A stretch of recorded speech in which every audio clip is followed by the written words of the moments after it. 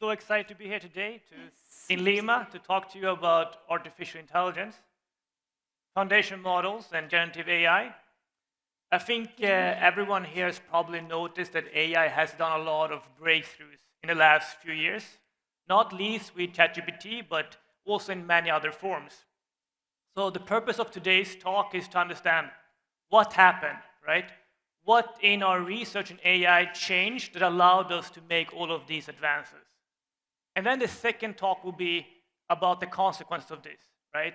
How do we as individuals, but even more so as businesses, take advantage of AI and not just use AI as a personal productivity tool, but to actually use AI to build competitive advantage and unique selling points, right?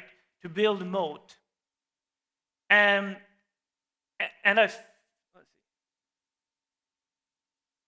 I mean, it's almost a little bit like a comet has hit Earth, right? And it's almost an explosion that's happening right now. That's what I believe.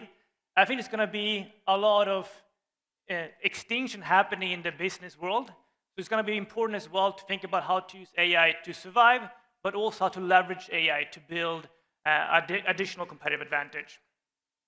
So a little bit about myself. I spent the last 10 years at Stanford and MIT, where I do research on artificial intelligence. I also teach a class at MIT called The Future of AI, so please check that out. I also started a few companies. Everybody at Stanford does. But the most relevant one is called Unbox AI, where we build foundation models, not for language, but for behavior and transactions. So our biggest clients are retailers and banks that have a lot of behavioral data on their customers. And we work with some of the biggest retailers and banks in the world. I'm also originally born in Sweden, so the land of ABBA and IKEA. All right.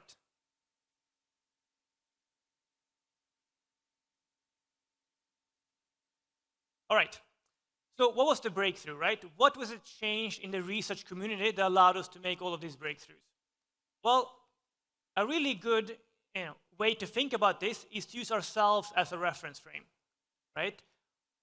We're born at some point as babies. We have very little knowledge about the world. We're basically blank slate babies. But as we grow up and interact with the world, we learn about the world in the process. So one of the key questions in AI is actually, what allows us to learn about the world? What are the key components that allows us to go from blank slate useless babies to actually useful adults? So when we think about this, we can actually consider a few candidates, a few alternatives that might be most impactful in teaching us about the world. So maybe it's our parents, right? They give birth to us, they raise us, so clearly they are important for teaching us about how the world works. We also have our DNA and genetics. They give us a lot of our physical attributes, but also a lot of our personal characteristics. So they are also important in terms of creating who we become and how we understand the world. But maybe it's very, very flexible, right? People can become very different depending on where they grow up, even if they have similar genetics. And also it's more on a generational scale evolution, right? We also have the academic system, the educational system. Clearly, we go to school to learn about how the world works from teachers and experts. There's also a candidate that might be very important to teach us about how the world works.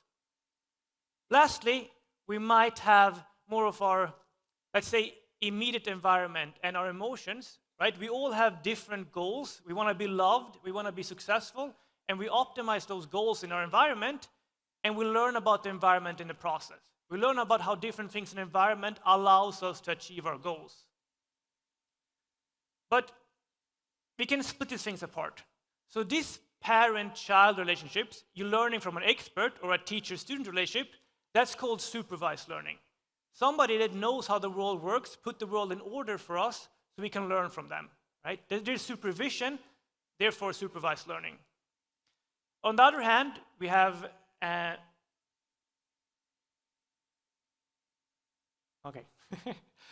on the other hand, we have more of these delayed feedback loops where we focus on the goals we want to accomplish and we learn about the environment in the process. So genetics and evolution is one example, and also how we optimize our goals of want to be loved and appreciated. And that's called reinforcement learning. And this is basically two major approaches that we've been using in AI up until a few years ago. This is what AI was, right? But it turns out that none of these, it turns out that none of these are actually responsible for giving you most of the knowledge that you have about the world, right? In fact, you can thank yourself for that, because most things you know, you learn by yourself. How's that possible? Well, it's possible if you start understanding and defining meaning by the context it keeps. So let's take the example of a dog. You don't learn what a dog is from your parents telling you or from your emotions guiding you. You learn what a dog is by observing dogs in different contexts, correlating and contrasting dogs with other concepts. So for you, actually, a dog is something that chases frisbees when those are thrown. It's something that has an antagonistic relationship with cats. It's something that's walked by an owner with a leash. These are the relationships that allows you to actually define and understand what a dog is. And what you get by this is a very relational understanding of meaning. And as you correlate and contrast dogs with other concepts, like cats, for example, you in turn learn what cats are. So it's extremely powerful. And you can even learn language this way, because the word or name dog will be uttered more in context where dogs appear. And imagine, a little child or a baby pointing at a dog and asking its mom, like, hey, what's that? And the mom says, that's a dog. All that the mom is doing is just providing a label to a concept that the child already understands, right? Just the fact that they can generalize that label of dog to all possible dogs shows you that it understands already and has an understanding of the concept of a dog. So, for example here, right, if I say cat and mouse, there's a pretty clear relationship between a mouse and a cat, because we define them in relationship with each other. But if I say dog and mouse, probably that relationship is less clear for you, because there's a less strong relationship between a dog and a cat, a dog and a mouse in how we observe different contexts in the world. So, since all of these different images that you're seeing are generated using generative AI, right, that use this technique to understand how things work, that's how they learn, we can actually try this. So if I tell a generative AI to generate an image of a cat playing with a mouse, we get something that's, makes sense and is very clear to us. But if I tell this same model to generate a dog playing with a mouse, it gets confused, right? It generates a mouse-looking dog playing with a computer mouse. But that's the interesting fact, right? Because when I said cat playing with a mouse, you probably didn't even think about the fact that a mouse could also be a computer mouse, right? Because the context of the cat made it so clear to you. So when the context is not clear, meaning is not clear, right? This is also true for these AI models because they learn in this relational way. So when you think about AI as well and you start applying it, don't just think that the same context of your business is the same context as somebody else's business. Also, really, that's why you need to bring your AI close and really let it understand and train on understanding your context, because it's so important to get the intelligence that you want.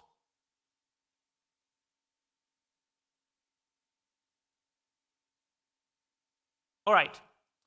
So what does this mean?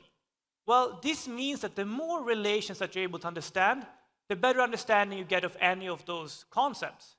You understanding what love is helps you understand what a dog is, because an owner loves his dog. So why not, train as big of an AI model as possible with as many parameters as possible on as many relations as possible, right? To get the most precise and powerful understanding of any of those concepts, right? Get all the synergies and network effects. And then use this model anywhere where any of these concepts appear. Well, that's exactly what we're doing, and that's exactly what a foundation model is, right? This is what ChatGPT does, and it's also, in essence, what generative AI does. So this is the core breakthrough that we've been realizing. And of course, your brain is also a prime example of a foundation model. All right. So now we had a short answer to what happened, right? What was the insight that allowed us to build such powerful AI? Now we're going to talk a little bit why it's so important, why we actually needed to have this in order to be able to build what we've been building. So first we're just going to clarify that, when we use mathematics, when we understand all the different things that we're doing, and we don't need to have these super big models. That's in the world of order, right? The world of planets and maybe atoms, where things behave according to simple equations, right? We can do that well. But the world where we want, where our intelligence is useful and where we want our artificial intelligence to be useful is the human world, and that's a very, very chaotic world, right? And that's the challenge, to learn and be able to summarize and navigate this world of chaos. So when we look at the real world where we want our AI to be helpful, like self-driving car, they're actually going to be functioning in this chaotic world. And if you don't believe me that the world is chaotic, just take a taxi ride in Lima during rush hour, and you really see that the world is really chaotic, right? And this is the world we want our AI to actually work. So the question is, how can a computer learn from this chaos? So again, we could try a few things. We can try to say that we as human beings, we navigate this world, we understand this world, so why don't we just try to summarize our own knowledge? Let's try to label different concepts and label the whole world so we can then have our computers learn from us, right? So this is what we tried first.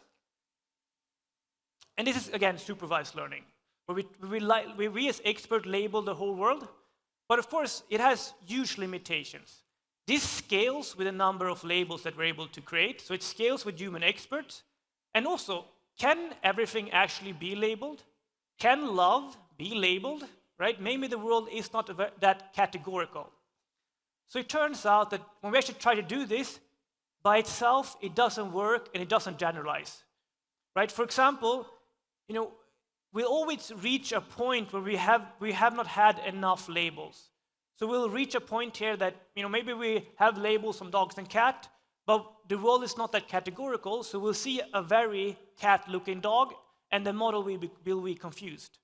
So this turns out that this only works if you have an infinite number of labels, which you cannot accomplish in the real world.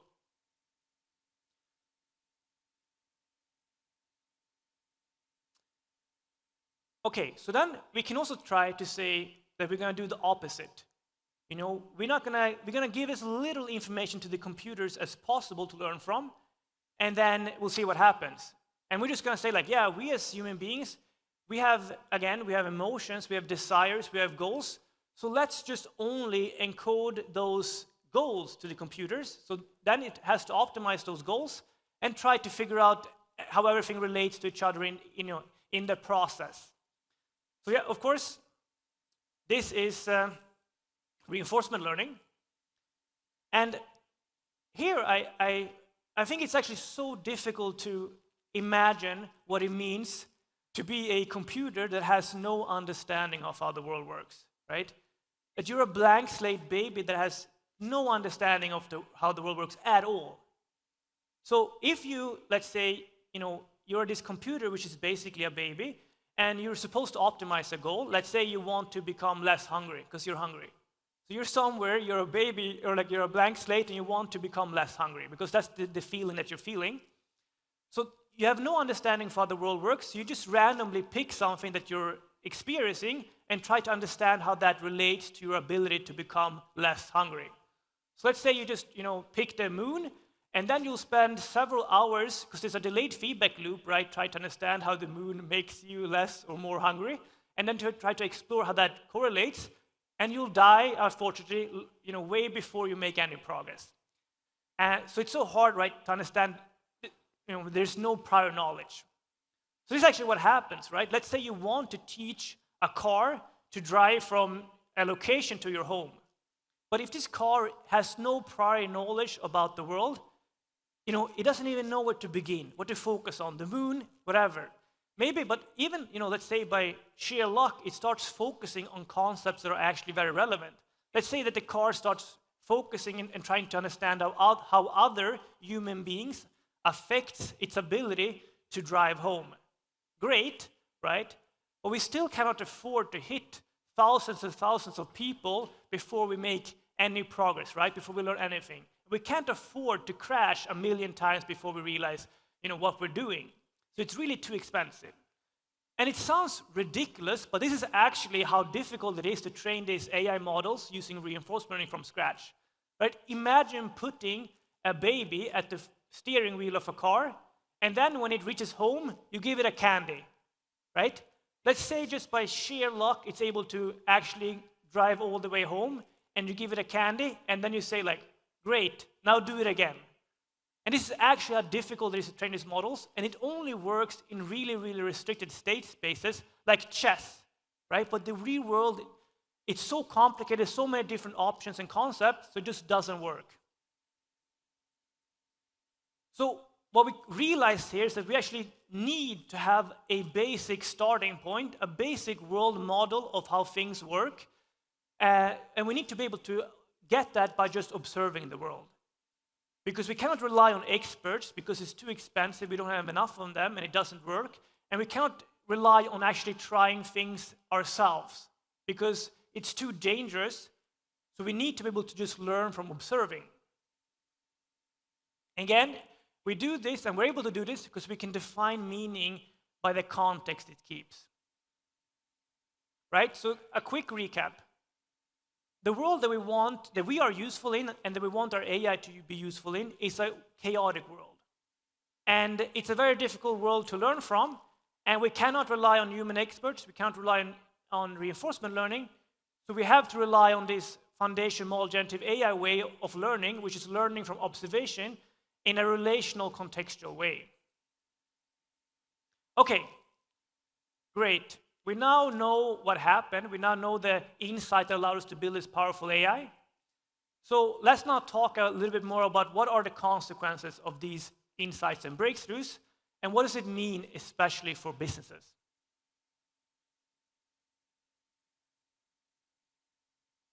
Okay, so when I started my career in AI at Stanford 10 years ago, and this happened in natural language processing, there was one research team, one data set, and one model per different language task. And they would all work in isolation. So you would have one research team, one AI model, one data set on translation. You would have another data set, AI model, and team working on question answering, etc. But researchers started asking themselves, why are we spreading ourselves thin? Why do we work in isolation when it seems like we're all optimizing the same intelligence, which is language understanding, which is useful and the core intelligence behind all of these different tasks. So they started trying to optimize that intelligence directly and building instead of these separate small intelligences and brains to build one single model that understands language in this contextual way, right? To build a foundation model around language and then seeing all of these different small tasks as this downstream task of this big model. And of course, ChatGPT is the prime example of this foundation model for language that solves basically almost any task you can think about in natural language is solved by ChatGPT, which just shows you how powerful it is and how smart it gets because intelligence is really centralized and synergetic. So now we're also seeing the same problems or situation when it comes to companies. Right? So and this is a retailer, for example, but when we come to a retailer, they typically also have, in terms of the AI efforts, they have a separate data set, a separate AI model, a separate team working on product search in isolation. And then they might have a separate AI team and data set and model looking at the marketing, right? But clearly, these are all part of the same intelligence that's really understanding your company, your consumers, and your products. So why not train a single model, a foundation model that understands your business, your consumers, your products, and then use this everywhere, get all the synergy effects, all the network effects, pull the data together, and you get unparalleled performance. So this is what we're seeing, and the results are just outstanding. So what's happening? Well, what's happening is a little bit of a extinction. So now at Stanford, those research teams that try to focus on one specific isolated language task, they went extinct. The only research teams that are able to survive were the ones that focus on a real intelligence that was actually justified. For example, a core language intelligence. And I think we're seeing the same when it comes to businesses, that businesses also need to find what their core intelligence is and be able to incorporate their own competitive advantage to actually survive and prosper. So of course, when we see now that models just get bigger and bigger and better, a natural question to ask is, will there be one single AI model that becomes so smart that it just, rules them all? Will OpenAI have monopoly on intelligence? Well, what we're seeing is that this is actually not happening in the foreseeable future. There will be a collection of intelligences and AI brains or foundation models. And I think one way to see this is that we can look at our own brain, which we've developed over millions of years of evolution, but it's actually not a single brain. Our brain consists of multiple brains. And this is also, I think, what we're seeing now in how these AI brains are starting to develop. So we have these basically multiple foundation models in our brain, where they're just the chat GPT-like large language model is just one part of it. And maybe that's the reason and logical part of our brain, which is actually a very, very small part of our brain. And these brains have developed to be fairly independent by focusing on a unique data and a unique skill. That's what justifies this existence of this AI, sub-brain, let's say, or foundation model. Then, of course, these brains will exist, but they interface with each other very closely and they communicate a lot. And this is also what I think the landscape of foundation models will look like. So what kind of AI brains or foundation models will exist? Well, we will have these more human-inspired AGI-like models that are more inspired how our own brain works. But of course, our brains were optimized for an environment that was different from the modern environment that we find ourselves in now, right? So in this new modern economy, we have new type of skills like logistics, where maybe our human intuition sometimes fails us, and there will therefore be an opportunity to develop a new type of foundation model AI brain for that area that makes sense. So we have, we'll have human-like intelligence, but we'll also have more modern new types of AI brains as well. So again, when you try to understand what type of brains that will exist and what will justify an AI brain, it will be a combination of skill and data type. And in terms of tech, that means proprietary data and proprietary algorithms. And a lot of times, businesses will not afford, and it doesn't make sense for them to invest too much in the proprietary algorithms, but they have to have proprietary data for them to actually stay competitive. So data is going to be so important moving forward. Okay, recap. So we now know that meaning is contextual and relational.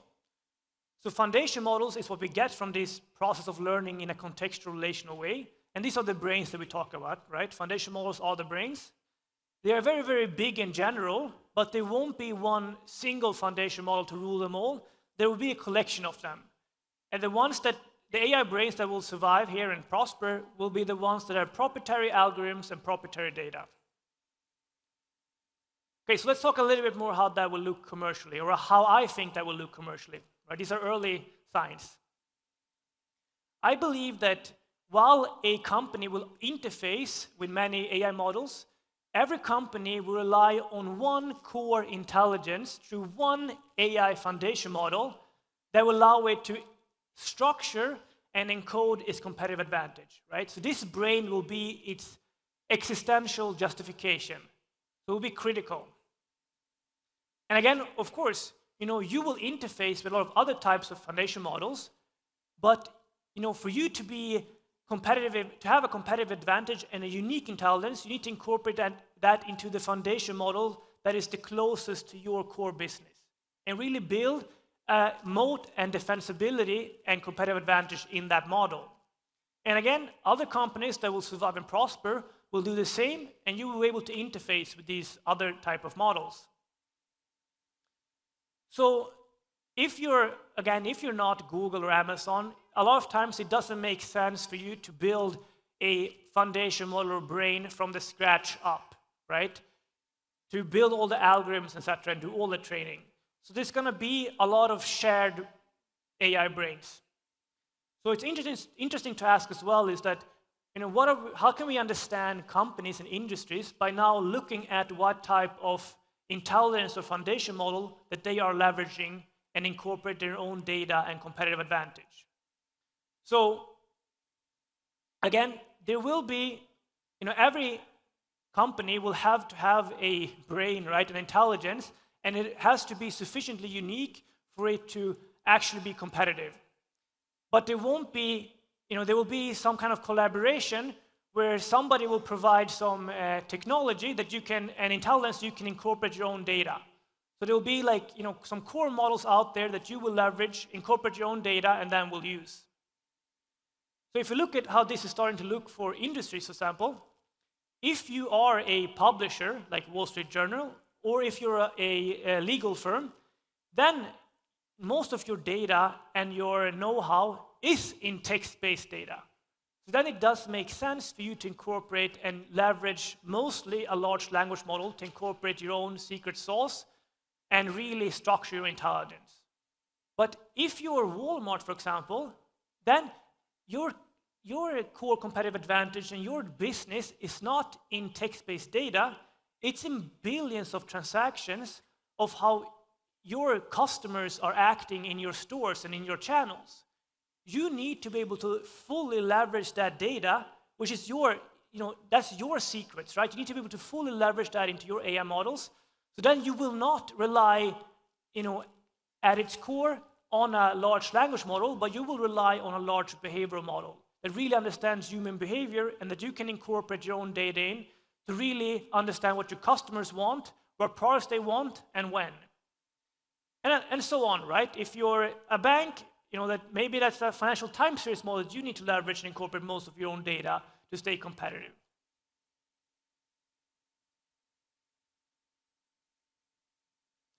And again, I'm really trying to emphasize the difference here between, just using AI as a personal productivity tool, for example, right? Or just using the AI models that anybody can use. You really need, as a company, to start incorporating your own data and bringing AI close to you, because if you're just using what everybody else is using, then you can be replicated very easily. Okay, so when you think about creating your own AI brain, it's very important to start thinking about what data that you might have access to contains your competitive advantage, right? So start tracking that data, and if there is data out there that has your competitive advantage or understands your business, you need to understand who has that data, because that company is either your best partner or your worst enemy. Okay, so at Unbox AI, my company, we build these behavioral foundation models, right? So these are behavior-to-behavior foundation models that generate human actions and wants.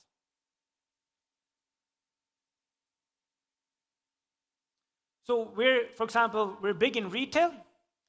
And again, retailers come to us because they played with ChatGPT, they're impressed with their abilities, but ChatGPT is not revolutionizing retail at its core, because retail at its core is not text-based data online. Retail at its core is transactional consumption, right? It's behavioral data, so they need to get the same level of deep intelligence, but for consumption, and that's what we provide them. We come into a company, and again, we don't spread our efforts, we don't isolate efforts, we bring everything together to build one single model for retail, right? One single model for this business that does everything to get all the synergy effects and network effects. So we came in here for this company, for example, they sell wallpapers and posters, and we also, we put the AI the most powerful AI at the core of its product offering, right? To make a personalized, tailored experience when you shop, so we understand who you are based on your behaviors, so we can get a very, very personalized, tailored experience. And again, it's very important to put the best AI, the Ferrari, right, at the center of your business. Don't just use an LLM and build a separate business or a separate product. Use AI at your core, channels where users actually use. So for example, right, if you're looking for wallpapers and posters, you might search for blue. But if an AI understands that you're a family looking for something for your child's room, we can give you, blue wallpaper that makes sense because they're blue, but they're very tailored to you as a parent. But if the AI model can understand that you're a teenager looking for something for your room and you search for blue, we can give you completely separate results, both that make sense in terms of blue, but one that actually is what the user is looking for because we know who they are. And this, of course, you want to make as intelligent as possible. And by just, incorporating the best possible AI at these points, we're able to increase sales with up to 24% overnight for this retailer. And what's really impressive is that that's actually done with 12x less work. Because instead of telling users, what experience they should have, we let the users decide what they want by acting in our channels. Here, for example, we have two different AI models, one that's not incorporating this company's data and one that is. So here, the AI model tries to understand similar products. So one AI model thinks that geography is the most important concept. So if you're looking at a skyline, here it's from England or Durham, do you guys think that these are Scandinavian customers? Do you think that when they look at a product of skylines, do they care mostly about the geographical region, right? When they explore skylines, do they care mostly about where it's from? Is that the most important thing? Or is it, like the other AI model says, is it the color palette? Do they care more about the colors than they care about the geographical region, right? What defines meaning and similarity for these users?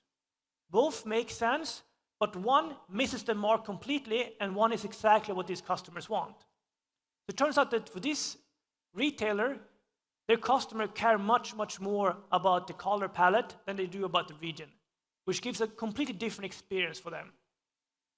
For example, there when we deploy this model on recommendations, in the old model, we can see that based on this Clint Eastwood wallpaper with a gun, right? The old model recommends reasonable results. They're all black and white movie motifs, more from romantic movies, right? But the new AI model is actually smart on this business, understand that this user, is probably a young man maybe, looking for something cool for his room. And it understands it's like old school masculine movies, let's say. They're all both kind of reasonable, but they have nothing in common, and one makes a huge difference, right? It really drives sales. Similarly, if we ask human expert at these companies for search engine optimization, etc., to create keywords for products, right? If you look at this image, which has a lot of different motifs, right? It's a purple sunset with swans, right? So human experts put a lot of different keywords to describe this image, but if you let an AI train on the data and put the keywords that actually users associate with this image, you see that the first one is sunset, which is completely missed by the human expert. Again, it's so important to get this data perspective, understand the language that your customers speak. All right, and this brain now, I just give you, some examples of what it can do. It can basically do anything now because it understands your business. It can help you with fraud, because if you're acting in a weird way, you might do something fraudulent, right? It can help you to design new products because it understands what your users want. It can help you with store planning. It can really start helping you to run your business. And what it really is doing is that it's allowing your users to run your business for you by acting in your channels. They're indirectly telling you what you want by acting with your products, right? We also did the same thing for the workforce industry. So we're working with a huge customer service company that has 50,000 employees. And we really trained that behavioral model to understand the employees in a deep way. And after we've done that, we use this model to predict if an employee would quit their job next 2 weeks or not. And this AI model was able to really get to know, employees so well that it was able, with a 91% accuracy, predict if somebody's going to quit the next 2 weeks or not. Right? And then you can use this intelligence to really help people be more happy, stay longer, and be more productive. Okay, so to summarize, the AI revolution that we're seeing, that's foundation models, right? And generative AI. And we've gotten this by understanding that meaning is very contextual, right? And that's how we're able to learn this meaning by just observing the world. You also need to understand what really drives your business, so you can incorporate, that core intelligence and structure it into these AI models and let them help you build a competitive advantage. And you need to start doing this by structuring this intelligence, by identifying the data that contains it. And you need to do this early, and you need to do it well, because this is really happening very, very quickly right now. And I think we all know, when we work for a business or we run a business, that our intelligence as a business has always been and will always be one of the most important things that we have. Before this new way of AI, intelligence was typically encapsulated in the people that work for a company and for the processes that we have in place and the culture, right? And this is still true. But now, with the new type of AI, it's going to be more and more important to take that intelligence and also incorporate that into the AI models. So you can really scale it and really get the synergy effects, right? You can really leverage billions and billions of data points that one individual or human beings cannot process. So with that, thank you so much.